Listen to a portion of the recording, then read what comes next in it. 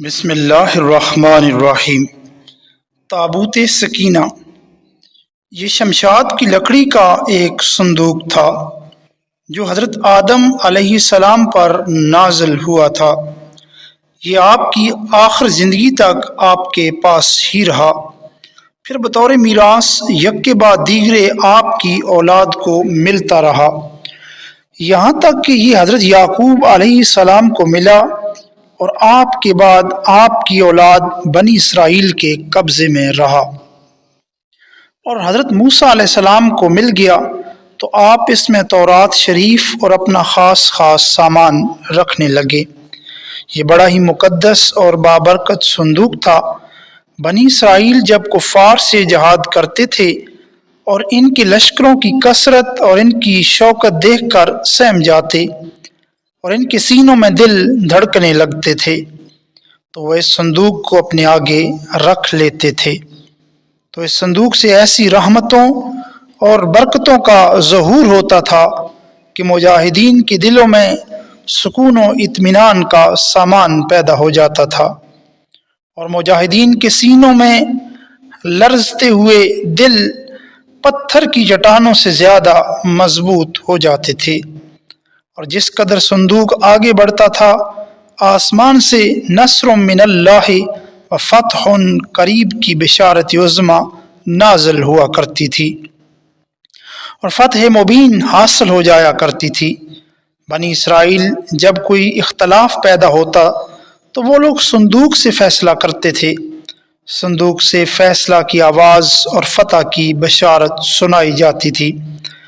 بنی اسرائیل اس صندوق کو اپنے آگے رکھ کر اور اس کو وسیلہ بنا کر دعائیں مانگتے تھے تو ان کی دعائیں مقبول ہوتی تھیں اور بلاؤں کی مصیبتیں اور وباؤں کی آفتیں ٹل جایا کرتی تھیں۔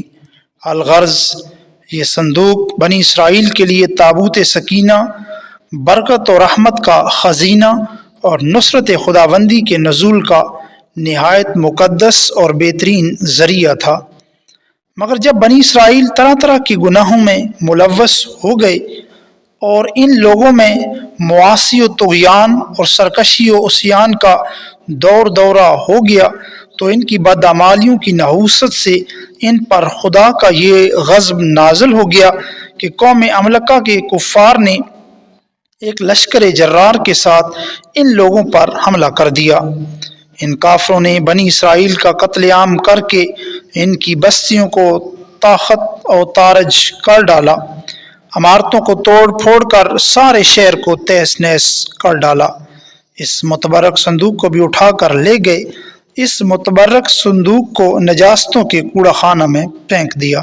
لیکن بے ادبی کا قوم عملقہ پر یہ وبال پڑا کہ یہ لوگ طرح طرح کی بیماریوں اور بلاؤں کے ہجوم میں جھنجھوڑ دیے گئے۔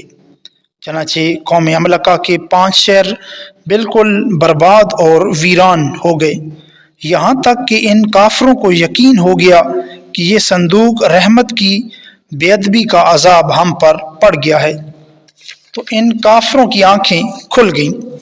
چنانچہ ان لوگوں نے اس مقدس صندوق کو ایک بیل گاڑی پر لاد کر بیلوں کو بنی اسرائیل کی بستی کی طرف ہانک دیا۔ پھر اللہ تعالیٰ نے 4 فرشتوں کو مقرر فرمایا جو اس مبارک صندوق کو بنی اسرائیل کے نبی حضرت شمویل علیہ السلام کی خدمت میں لائے۔ اس طرح پھر بنی اسرائیل کی کھوئی ہوئی نعمت دوبارہ ان کو مل گئی۔ یہ صندوق ٹھیک اس وقت حضرت شمویل علیہ السلام کے پاس پہنچا جب کہ آپ علیہ السلام نے طالوت کو بادشاہ بنا دیا اور بنی اسرائیل طالوت کی بادشاہی تسلیم کرنے پر تیار نہیں تھے، اور یہی شرط ٹھہری کہ مقدس صندوق آ جائے تو ہم طالوت کی بادشاہی تسلیم کر لیں گے۔ چنانچہ صندوق آ گیا اور بنی اسرائیل طالوت کی بادشاہی پر رضامند ہو گئے۔ تابوت سکینہ کیا تھا؟